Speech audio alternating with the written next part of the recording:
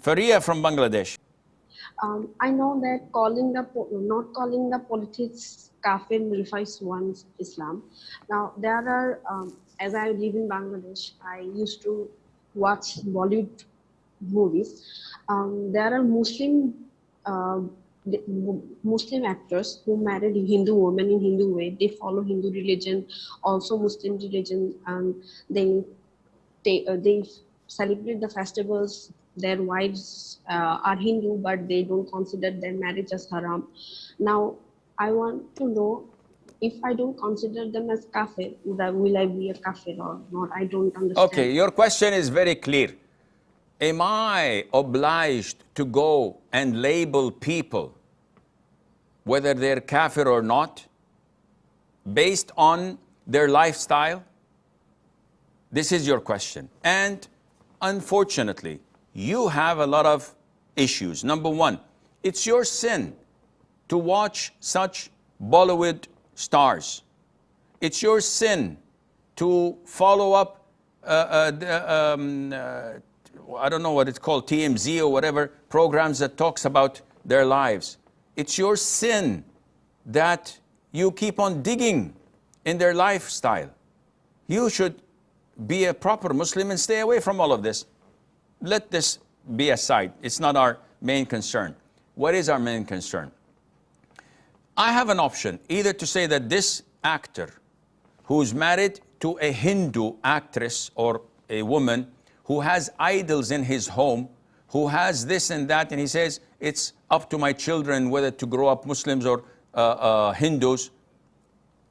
I have an option, either to say he's a kafir or he's not a kafir, he's a Muslim. Now, assume I took one of these decisions, and on the day of judgment, Allah Azza wa Jal is holding me to account. Why did you call him a kafir? I would say, for the following reasons, O Allah, 1, 2, 3, 4, 5. What is my stance then if Allah said to me that, yes, but this guy was ignorant, this guy was delusional, this guy had 3 muftis with longer beards than Sheikh Asim telling him that what he's doing is right, and he has no knowledge in the Quran, and everybody around him was telling him that this is part of Islam. So you gave takfir to someone who's a Muslim, but he's an ignorant. What are you going to say? This is stance 1. Stance 2 is, you come on the day of judgment and say, what do you say about this person? Allah is not going to ask you, why didn't you label this actor as a kafir? Because you're not a judge. This is not your mission and vision in Islam, on earth. Your mission and vision is to worship Allah Azza wa Jal, not to go around and say, okay, Abdullah is kafir, Muhammad is not, Ali is kafir, Ahmad is not. It's not my job.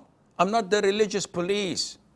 So if Allah will not ask you about him, and even if he asks you about him, you say, I don't know. I don't know the guy personally. I just read an article on a newspaper. Maybe it's true, maybe it's wrong. So I refrained. Is Allah going to punish you? The answer is no. Then what's the moral of this answer? The moral of this answer is, number 1, it is not your job to hold people accountable or to label them. Now, is what this person doing right? Definitely not. If he were to come and ask me, I'll explain to him that what he's doing is an act of apostasy based on the Quran and the Sunnah.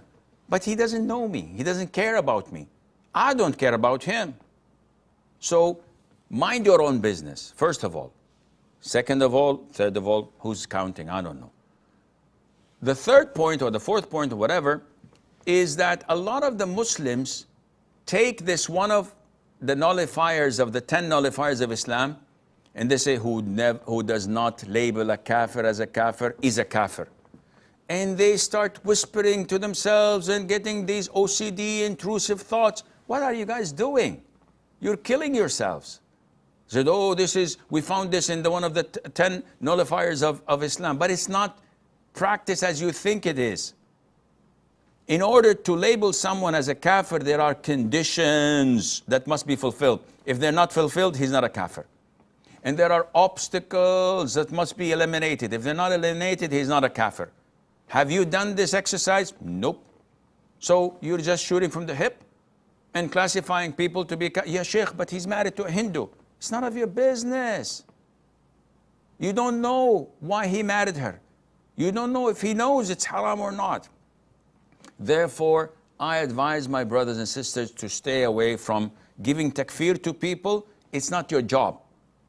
If you were put in a position where you had to make a decision because this is a close relative, then you have to follow the procedure of the obstacles and the conditions.